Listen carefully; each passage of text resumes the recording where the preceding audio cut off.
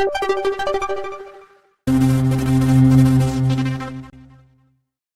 बच्चों, कैसे हो? ठीक हो? ओके। तो आज हम कक्षा 5वीं की एडगेड अभ्यास पुस्तिका पर्यावरण अध्ययन का पाठ 10 बोलती इमारती के प्रश्नों को हल करने वाले हैं। तो आप लोग तैयार हो? ठीक है, तो आओ करते हैं हम प्रश्नों को हल।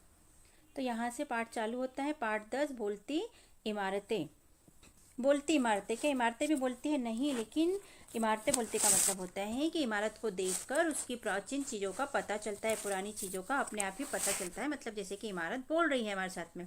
पाठ में बताया गया है कि विद्यार्थियों को शिक्षक ने सैर करने के लिए चलने का कहा तो बच्चे बहुत ही खुश हो गए।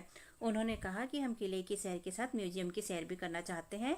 तो शिक्षक ने दोनों जगह उन्हें सैर करने लेगा और किले के बारे में तथा म्यूजियम के बारे में उन्हें डिटेल में जानकारी दी। तो बच्चों को अतीत के बारे में बहुत कुछ जानने को मिला। ठीक है, तो इस पाठ के अंतर्गत ये सब दिया गया है। अब यहाँ से अभ्यास प्रश्न पहला, वस्तुनिष्ठ प्रश्न। पहले का पहला है, सही विकल्प चुनकर लिखिए। इसका अ है, किलों में बड़े झरोखे मतलब खिड़कियां और रोशनदान बनाए जाने का मुख्य कारण क्या था? पहला, रोशनी और हवा के लिए, सुरक्षा के लिए, भागने के लिए और घोषणा के लिए। तो इसका उत्तर है रोशनी और हवा के लिए। ब नंबर का है, राखी ने अपने घर का नक्शा बनाने में चिन्ह का उपयोग किया। कौन से चिन्ह का? इस टाइप से, सड़क के लिए, कमरे के लिए, बगीचे के लिए और दरवाजे के लिए। तो दरवाजे के लिए इसका उत्तर है। स है, सृष्टि सूर्योदय के समय सूर्य के विपरीत दिशा की ओर मुंह कर खड़ी हुई है। उसके दाएं हाथ की ओर कौन सी दिशा होगी? पूर्व दिशा, पश्चिम दिशा, उत्तर दिशा और दक्षिण दिशा। तो उत्तर दिशा। आप खुद भी खड़े होकर यह देख सकते हो बच्चे। द नंबर का है बच्चों, प्राचीन काल में बनाए गए फव्वारों के चलने का मुख्य कारण था। विद्युत मोटर, जल दबाव, हैंडपंप और नल। तो पहले के समय में विद्युत तो थी नहीं, जल दबाव से ये चलते थे। प्रश्न 1.2, रिक्त स्थान की पूर्ति कीजिए। इसका पहला है, पुराने समय में बंदूकों और तोपों का उपयोग किया जाता था। आजकल कई देशों में युद्ध के समय खालिस्तान का उपयोग करते हैं, तो न्यूक्लियर बम का उपयोग करते हैं। दूसरा है, खालिस्तान किले की दीवारों से भी ऊंचे होते थे, बुर्ज। तीसरा है, गोलकोंडा जिले के अंदर पूरा खालिस्तान बसा हुआ है, शहर।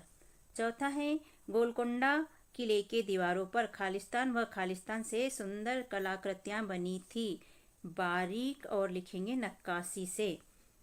पांचवा है, नक्शे में ऊपर की ओर खालिस्तान दिशा होती है, उत्तर दिशा होती है। उत्तर, दक्षिण, पूर्व, पश्चिम, ये होती है दिशाएं। अति लघुत्तरीय प्रश्न यहाँ से शुरू होते हैं। इसका प्रश्न नंबर 2 है, गोलकोंडा किला की दीवारें मोटी मोटी क्यों बनाई गई थी? इसका उत्तर है, किले की सुरक्षा के लिए गोलकोंडा किले की दीवारें मोटी मोटी बनाई गई थी। यहाँ लिखना है, यहाँ जगह नहीं है, हमने डेश कर दिया। प्रश्न तीसरा, म्यूजियम में प्राचीन चीजों और अवशेषों को संभालकर क्यों रखा जाता है? इसका उत्तर है, अतीत प्राचीन इतिहास जानने के लिए म्यूजियम में प्राचीन चीजों और अवशेषों को संभालकर रखा जाता है। यहाँ लिखना है। प्रश्न चौथा, किले में बुर्ज और उसमें छेद क्यों बनाए जाते थे? तो इसका उत्तर है, किले को दुश्मनों से बचाने के लिए बुर्ज बनाए जाते थे और किले से दूर तक देखने के लिए उसमें छेद बनाए जाते थे।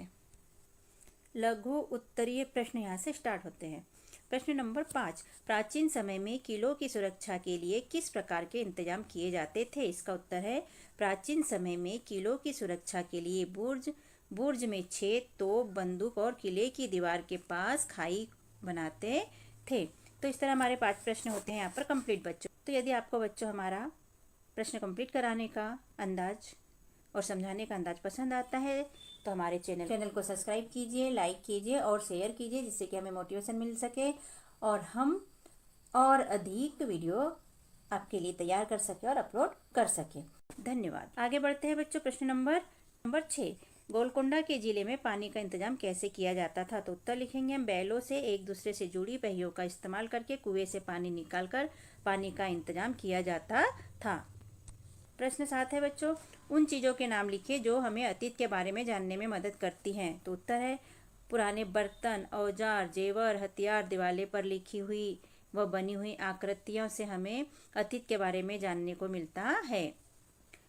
प्रश्न 8, ऐतिहासिक स्थलों का भ्रमण करते समय वहाँ कौन कौन से कार्य करने की मनाही होती है?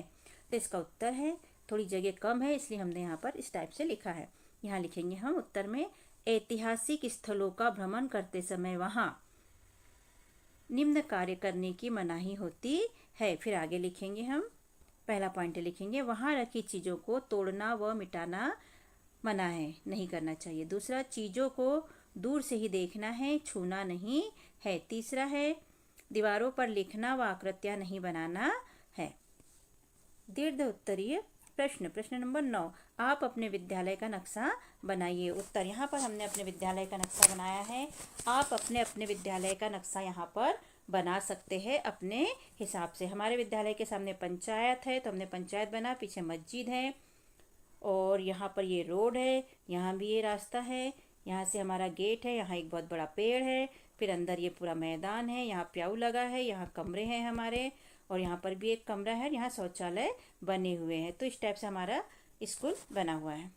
आप अपना बना लीजिए। प्रश्न 10, नीचे दिए गए नक्शे को देखकर प्रश्नों के उत्तर लिखिए। जो नक्शा दिया है बच्चों, इसे देखना है और इसे देखकर ही नीचे जो प्रश्न दिए हैं उनके उत्तर देना है। यहाँ पर दिशा का दिया गया है, देखिए यहाँ तीर का निशान कैसा दिया है, ऊपर, मतलब ऊपर है उत्तर दिशा, तो नीचे में आ जाएगी दक्षिण और इधर आ जाएगा पूर्व और इधर आ जाएगा पश्चिम। तो इसी हिसाब से हमें नक्शे को समझना है, प्रश्नों के उत्तर देना है। तो ये जबलपुर हो गया उत्तर दिशा में, दल सागर तालाब हो गया दक्षिण में, जिला शिक्षा केंद्र पूर्व में हो गया, शासकीय प्राथमिक शाला लोहरवाड़ा पश्चिम में हो गया और बाकी चीज़ें देखिए, पानी की टंकी भी पूर्व उत्तर पूर्व में हो गई, डाकघर, रामू का घर पश्चिम और दक्षिण दिशा में हो गया और षष्ठी वेयर हाउस हो गया उत्तर और पश्चिम दिशा में। तो इस तरह ये सारा दिया है। बीच में दिया है अम्बरीश का घर। पहला प्रश्न है बच्चों, अम्बरीश के घर से रामू का घर किस दिशा में है? तो उत्तर लिखेंगे दक्षिण पश्चिम दिशा में।